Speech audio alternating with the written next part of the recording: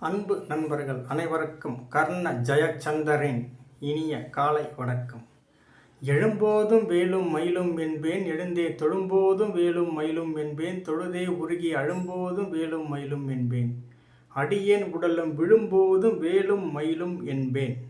திருச்செந்தூர் வேலவனை. இன்னைக்கு வாஸ்துவில் ஒரு முக்கியமான விஷயம் பேசலாம். என்ன தகவல் அப்படி பார்த்தீங்கன்னா, பில்லர் போட்டு போர்ட்டிக்கோ அமைக்கலாமா? இதுதான் ஒரு நண்பருடைய கேள்வி. என்ன கேட்டிங்கன்னா, போர்ட்டிக்கோ பில்லர் போடாமல் அமைக்கலாம். கேண்டிலிவர் முறைப்படி அமைக்கணும்.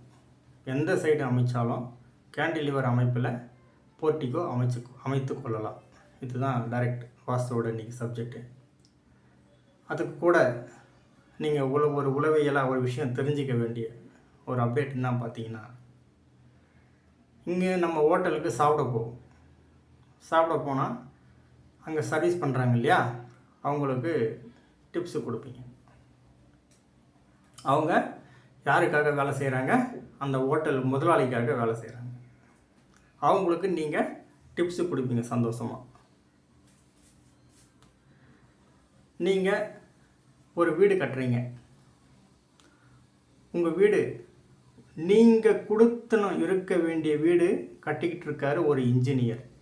நீங்கள் படுத்து உறங்க வேண்டிய அறையை நீங்கள் குடும்பங்களோட குழந்தை குட்டிகளோட உங்களுடைய கனவு வீட்டை கட்டி கொண்டு இருப்பார் மேஸ்திரி. உங்களுடைய கனவு வீட்டை கட்டி கொண்டு இருப்பார் அங்கே இருக்கிற கொத்தனார்.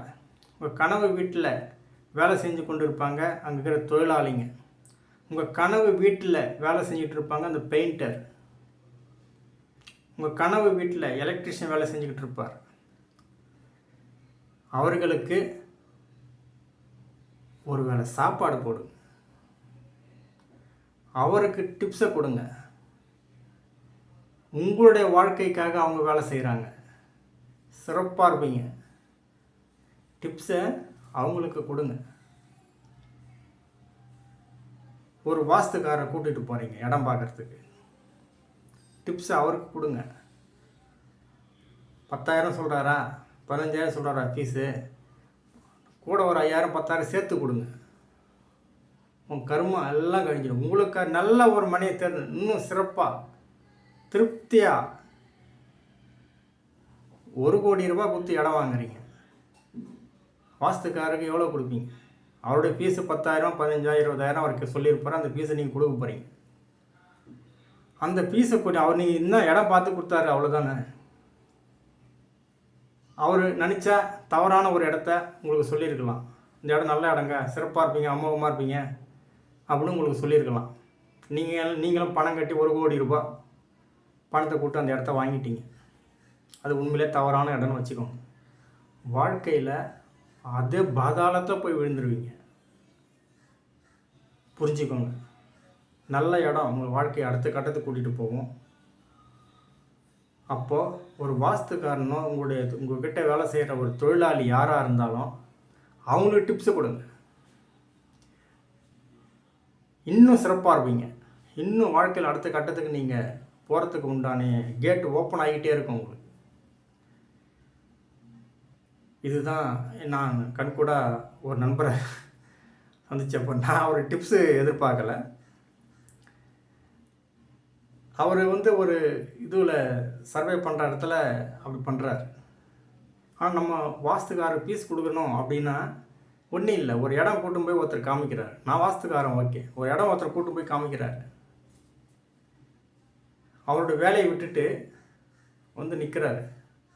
நமக்கு அவர் வீடு வாங்க வேண்டிய இடம், அவர் தோட்டம் துறவு வாங்குறதற்காக இடத்த காமிக்கிறதுக்கு நிற்கிறார். ரொம்ப நாளாக ரொம்ப நேரமாக நிற்கிறார். அவருக்கு ஒரு சாப்பாட்டுக்கு ஒரு காசு கொடுக்கறதுக்கு யோசிக்கிறாங்க. இதுதான் நீங்கள் தெரிஞ்சிக்க வேண்டிய விஷயம். நம்ம இடம் வாங்கிறதுக்காக அவங்க செலவு நீங்கள் அவனுக்கு ரியல் எஸ்டேட் பண்ணுறவன் அவனுக்கு என்ன கமிஷன் இல்லாமல் போகுது. நீங்கள் அவனுக்கு கமிஷன் கொடுங்க. அதுக்கப்புறம் அது அப்பாற்பட்டது. ஒரு வேளை சாப்பாடு அவனுக்கு வாங்கி கொடுங்க.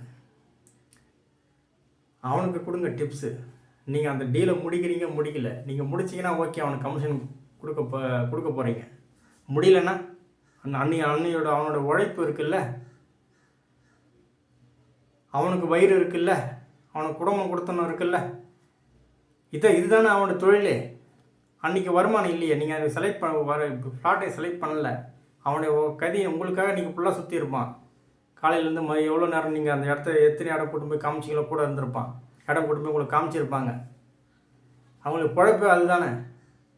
அன்றைக்கி ஒரு நாள் சாப்பிட்டோமே, ஒரு 500 ரூபா கொடுங்க, 1000 ரூபா கொடுங்க. அவனுக்கு ஒரு நாள் கூலி. இன்றைக்கெலாம் ஒரு நாள் கூலி 1500 ரூபா 2000 ரூபா வாங்குறான் கொத்தனார் மேஸ்திரி. ஒரு 1000 ரூபா கொடுங்க, ஒரு நாள் கூலி இருக்கட்டும். அவன் கமிஷன் கொடுக்குறப்போ நம்ம ஃப்ளாட்டு சக்ஸஸ்ஃபுல்லாக முடிகிறப்போ அதை ஒருவேளை அதே ஃப்ளாட்டை இங்கே முடிச்சிங்கன்னா அந்த கமிஷனை கூட கழிச்சிட்டு போங்களேன். அன்றைக்கி அவன் திருப்தியாக போய் வீட்டை சாப்பிட்டோம். நல்ல பிரபஞ்சம் உங்களுக்கு தேடி கொடுக்கும். உங்கள் குழந்தை குட்டிங்க நல்லா சிறப்பாக இருப்பாங்க, அமோகமாக இருப்பாங்க. உங்கள் கிட்ட வேலை செய்கிற தொழிலாளியை பார்த்துக்கோங்க. உங்களுக்கு கனிவான கவனத்திற்கு. நான் ஒரு நிறுவனத்தில் நான் வேலை செய்கிறேன். அந்த நிறுவனத்தில் பார்த்தீங்கன்னா வேலை செய்கிற தொழிலாளிக்கு ஒரு டீ கொடுக்கறதுக்கு யோசிப்பாங்க. 10 ரூபா டீ. ஆனால் வருமானத்தை எடுத்துகிட்டு போயிட்டு எங்கேயோ செலவு பண்ணிகிட்டு இருப்பாங்க. அவருடைய வருமானம், அவருடைய சொத்து மதிப்பு கூட்டுறதுக்கு உண்டான வேலை செய்கிற தொழிலாளி இரவும் பகலும் வேலை செய்வான், கண்ணை விழிச்சு. அவனுக்கு ஒரு 10 ரூபா டீ கொடுக்கறதுக்கு யோசிப்பான். எடுத்து போய் பணத்தை வேற எங்கேயோ செலவு பண்ணுறான். அவனுடைய குழந்தை புத்தி சுவாதனமற்று இருக்கு. அவருக்கு அது புரியலை. அந்த குழந்தை புத்தி சுவாதம் அவ்வளோ பெரிய ஒரு கோடீஸ்வரன், ஒரே ஒரு குழந்தை ஆண்மகன் புத்தி சுவாதனமற்று இருக்கிறார். இதுதான் தெரிஞ்சிக்க வேண்டிய விஷயம். அப்போ அங்கே வேலை செய்கிற ஒரு எம்ப்ளாயும் நீ சம்பளம் கொடுக்குற, வேலை செய்யறதுக்கு சம்பளம் கொடுக்குற, இல்லைன்னு சொல்ல. ஆனால் எங்கேயோ நீ செலவு பண்ணுற இல்லையா, அதை உன்னுடைய வளர்ச்சிக்காக ஒருத்தன் உழைக்கிறான் இல்லையா, அவனுக்கு நீ வளர்ச்சிக்கு அவனை உழைக்கிறதுக்கு நீ கூலி கொடுக்குற. அந்த டிப்ஸுன்ற ஒரு விஷயத்த, அந்த சாப்பாடுன்ற ஒரு விஷயத்த நீ கொடுக்குறப்போ மேலும் மேலும் உன்னால் வளர முடியும். அனைவருக்கும் நான் சொல்கிற விஷயங்கள் இதுதான். உங்களுக்கு வேலை செய்கிற ஒரு தொழிலாளி யாராக இருந்தாலும் ஒரு வேளை சாப்பாடு போடுங்க. அவனுக்கு டிப்ஸு கொடுக்குறது யோசிக்காதீங்க, அவனுக்கு டிப்ஸை கொடுங்க. எவனுக்கோ வேலை செய்கிறவனுக்கு டிப்ஸை கொடுக்குறீங்க, உங்களுக்காக வேலை செய்கிறவனுக்கு ஃபஸ்ட்டு டிப்ஸை கொடுங்க. நீங்கள் சிறப்பாக இருப்பீங்க, அமோகமாக இருப்பீங்க. நல்ல வேலை செஞ்சு திருப்தியாக வேலை செஞ்சுட்டு போவான். இது உங்களுக்கு சொல்ல வேண்டிய ஒரு முக்கிய கடுமையான தகவல். இது நான் கண்கூடா ஒரு விஷயங்கள் பார்த்தேன். 2 விஷயங்கள் இதுக்கு கூர்ந்து கவனிக்கிறப்போ இது தென்படு உங்களுக்கு சொல்லணும்னு தோணுச்சு. இந்த தகவலை உங்களுக்கு சொல்கிறது எனக்கு வாய்ப்பளித்த பிரபஞ்சத்துக்கு மனமார்ந்த நன்றி.